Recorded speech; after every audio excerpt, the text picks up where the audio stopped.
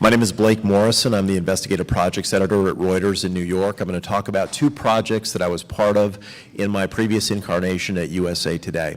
The first one was a look at air quality outside schools around the country. And what we did here was teamed with Johns Hopkins University to use sensors to go out and look at air quality outside 95 schools around the nation. We took a look using a variety of devices. The first and easiest was badges, and we kept those badges outside for 4 to 7 days in an effort to capture whatever volatile organic compounds might be in the air. The second was we used pumps to capture polycyclic organic compounds and metals. This was an effort to figure out if there were other types of chemicals that might be in the air that the badges would not capture. The third thing we did was we used a ultraviolet monitor device to look for another type of chemical that neither of the two other sensors were going to capture. Now, we did this by getting trained by the Johns Hopkins University folks, and part of the agreement we made with them, and this was our request, was that they tell us and teach us how to do it. What we did then is we went out and collected the samples, and then we used a protocol that they set up, shipped the samples back to them, and they told us not only what was in what we found, but what we found meant.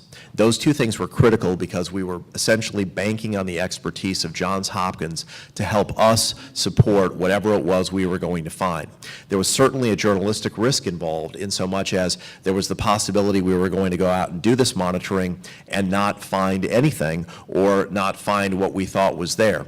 And part of that risk involved the fact that the monitoring we were doing was certainly illustrative, but that was about it. In other words, it would show us over a given week what we thought was in the air, but there were many things that could affect it. Wind direction, for instance, weather conditions, or simply whether the industrial folks who were emitting these chemicals were actually working at top capacity at that moment in time. So there were certain risks involved in that.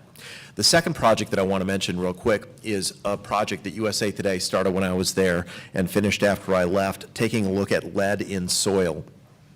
This was a very ambitious project, also using sensors, and the effort here was to take a look at places where lead smelters once existed and were no longer. And the project was called Ghost Factories for a reason, and that is that neighborhoods in which these smelters existed didn't really know that the smelters had once been in there. They had been retired back in the 30s and 40s, but the issue was what remained in the soil was perhaps problematic.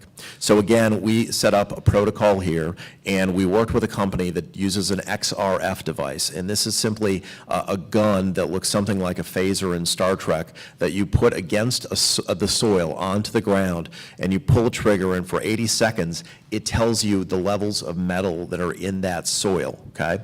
We did a sophisticated sampling protocol here, again aided by experts at Tulane University who do lead sampling, and then we took a number of samples from the samples that we used the guns on, and we pulled that soil up and sent that to Tulane University for further analysis. The result of that project was pretty profound also. Red Hook Park in Brooklyn, for instance, was closed for a time because sampling there by USA Today showed that there was high levels of lead in the outfield soil of the ballparks. And in fact, some Little Leaguers were quite put out because one of their games got canceled. So let me tell you a couple of keys that I think are important when you undertake these things. The first is seek out expertise. Don't pretend that you know something better than people who do this for a living and know much better than you. The second reason I think expertise is very important here is it gives you protection. In other words, if you don't know this thing as well as someone else knows this thing, and they have a reputation at stake, their investment is equal to or greater than your own. That's part of the reason we partnered with public institutions like Johns Hopkins University, for instance. The second thing is don't overrepresent what you found. We were very careful to use this as an illustration. In other words, it became a bully pulpit for us to say, if we found this and we're just journalists, why isn't the government doing more to find out what's really there? How come they're not going about it? The third is be transparent. That's one of the best things and most important things. It limits the arguments that others can make against whatever you find. They can look at what you've done, they can assess what you've done, and it gives them an ability to comment instructively on it and makes the argument substantive rather than about methodology. I'm going to turn it over to the balloon woman. Liz, all yours.